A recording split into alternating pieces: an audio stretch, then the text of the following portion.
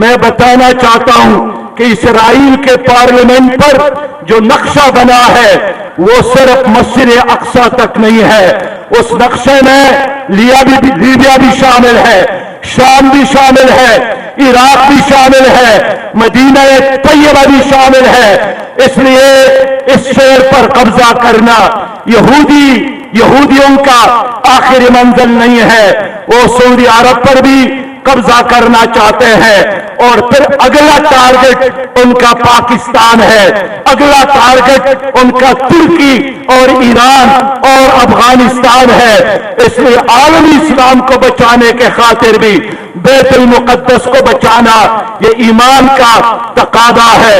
میرے پیارے بھائیوں، ہماری حکمران سے جب ہم بات کرتے ہیں تو کہتے ہیں ہم نے یو این او میں تقریر کی، ہم نے یو این او میں مطالبہ کیا۔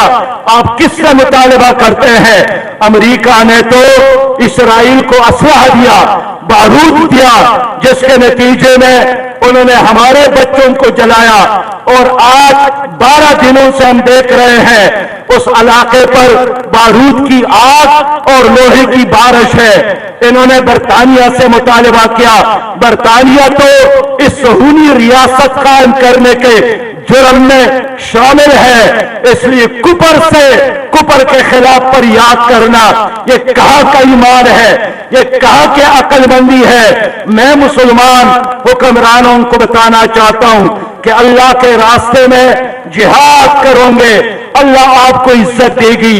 اگر اللہ کے راستے میں آپ لوگوں نے جہاد چھوڑا، اللہ تعالیٰ آپ کو بھی ذلیل اور رسوا کرے گا، اور امت مسلمہ کا ہاتھ تمہارے گریبانوں میں ہوگا۔ میرے بھائیوں اور دوستوں، اس لیے آج کے اس عظیم شان مارچ کے ذریعے میں فلسطینیوں کو پیغام دینا چاہتا ہوں کہ ہم آپ کی اس جہاد میں آپ کا ساتھ ہے۔ یہ عربوں کی لڑائی نہیں ہے، یہ اسلام کی لڑائی ہے، اور جو بھی اسلام کے لیے لڑے گا ہم انشاءاللہ صف اول میں ان کے ساتھ کھڑے ہوں گے انشاءاللہ۔ اس پر نہ ہم شرماتے ہیں، نہ ڈرتے ہیں، اور نہ خوف زدہ ہے۔ ہم پہلے بھی مجاہد، ہم آج بھی مجاہد، ہم کل بھی مجاہد، اور مجاہد کی طرح زندگی گزارنا چاہتے ہیں، اور مجاہد کی طرح مرنا چاہتے ہیں۔ میرے بزرگوں نے کہا تھا کہ گیدڑ کی 100 سالہ زندگی سے شیر کے 1 دن کی زندگی بہتر ہے۔ اس لیے امریکہ اور برطانیہ سے امن کا بھیک مانگنا یہ بزدلی ہے، یہ بے غیرتی ہے۔ لڑنا ہوگا، چلنا ہوگا، بڑھنا ہوگا، تب انشاءاللہ تعالی بیت المقدس کی آزادی یقینی ہے۔ میرے بھائیوں، اس لمحے میں یہ بھی بات کرنا چاہتا ہوں کہ حکمرانوں سے ہم کیسے گلہ کر سکتے ہیں؟ انہوں نے تو کشمیر کو بھی انڈیا کے حوالے کیا۔ اللہ نے پاکستان کو اتنی طاقت بنایا، اور ہمارا یہ خیال تھا کہ اب ہم انڈیا کا مقابلہ کر سکتے ہیں۔ اب ایٹم بم کی موجودگی میں انڈیا کشمیر پر قبضہ نہیں کر سکتا، لیکن ایٹم بم موجود ہے، طیارے موجود ہے، توپ موجود ہے، بڑی فوج موجود ہے، لیکن اس سب کچھ کے باوجود انڈیا نے کشمیر پر قبضہ کیا۔ میں وعدے کرنا چاہتا ہوں پاکستان کی حکومت نے کشمیر کے حوالے سے انڈیا کے ساتھ خفیہ مذاکرات شروع کی ہے، اور پاکستان میں کچھ لوگ، ایک لابی ایسی ہے جو ہماری قوم کو یہی سمجھا رہے ہیں کہ کشمیر کو بھول جاؤ، اور ادھر انڈیا اور ادھر پاکستان۔ میں بتانا چاہتا ہوں کہ جس فرد نے، جس حکمران نے یہ سازش کی، اور ہماری قوم اس کو قبول نہیں کرے گی، اور ہمارا ہاتھ تمہارے گریبان تک ضرور پہنچے گا۔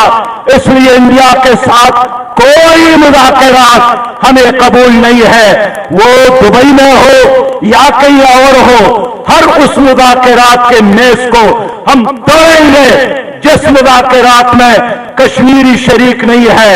یہ غداری ہوگی، کشمیری شہداء کے خون کے ساتھ یہ غداری ہوگی کشمیری قوم کے جدوجہد کے ساتھ؟ کیا آپ لوگوں نے 73 سالوں سے کیوں کشمیریوں کو بیوقوف بنایا تھا؟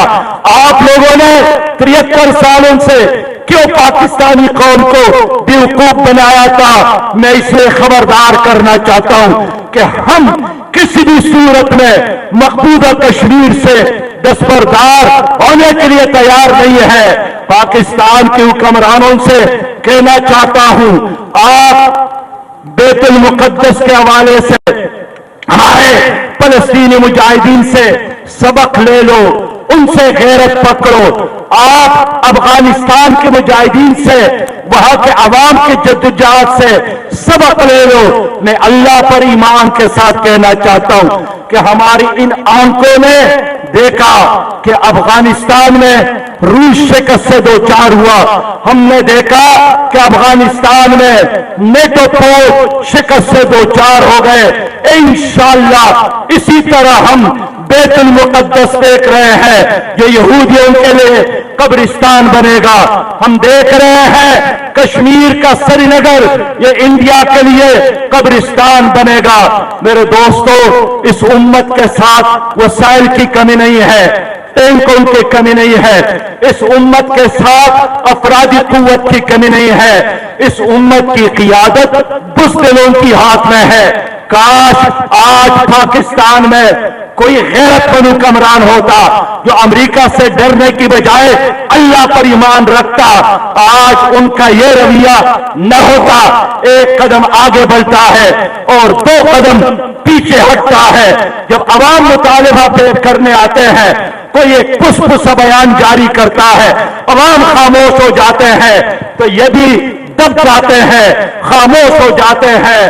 میں خبردار کرنا چاہتا ہوں، کشمیر پر کوئی سودابازی ہوئی تو میں پاکستان بھر کے لوگوں کو اسلام آباد جمع کروں گا اور میں دیکھوں گا کہ آپ اپنے بنگلوں سے اور دفتروں سے کیسے نکلتے ہیں۔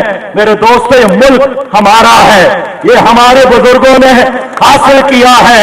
یہاں قائد اعظم محمد علی جناح کی مزار ہے۔ بابائے قوم نے کشمیر کے حوالے سے پالیسی دی ہے کہ شہرگ ہے پاکستان کا، بابائے قوم نے فلسطین کے حوالے سے پالیسی دی ہے کہ یہ ایک ناجائز ریاست ہے، کسی بھی صورت میں اس کو ہم قبول نہیں کریں گے۔ اسرائیل ناجائز ریاست ہے، کسی بھی صورت میں ہم اس کو قبول نہیں کریں گے۔ میں اس لیے عربوں سے بھی کہنا چاہتا ہوں کہ اگر آپ کو اپنا کال بچانا ہے، اگر آپ نے اپنے گلے کو بچانا ہے، اپنے بنگلوں کو بچانا ہے، تو اپنے بنگلوں سے نکل کر 2 قدم آگے جا کر فلسطینیوں کا ساتھ دے دے۔ میرے بھائیوں، میں اپیل کرنا چاہوں گا فلسطین کے لیے فنڈ کا، میں اپیل کرنا چاہتا ہوں عالمی اسلام کے حکمرانوں سے کہ عالمی اسلام کی حکمران پہلے مرحلے میں اپنے اس فیصلے کو واپس لے جن جن ممالک نے اسرائیل کو تسلیم کیا ہے۔ میں مطالبہ کرتا ہوں ان حکمرانوں سے کہ کشمیر کے غزہ کے تعمیری نو کے لیے ایک بین الاقوامی فنڈ قائم کیا جائے۔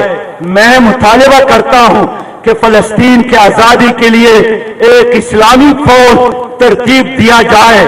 اس پر شرمانے کی ضرورت نہیں ہے، یہ ہمارا حق ہے۔ اگر ہندو بنیا اور انڈین آرمی سری نگر آ سکتے ہیں، ہمارا بھی فرض اور حق ہے کہ ہماری فوج بھی اور ہم بھی سری نگر پہنچے۔ اور اگر اسرائیل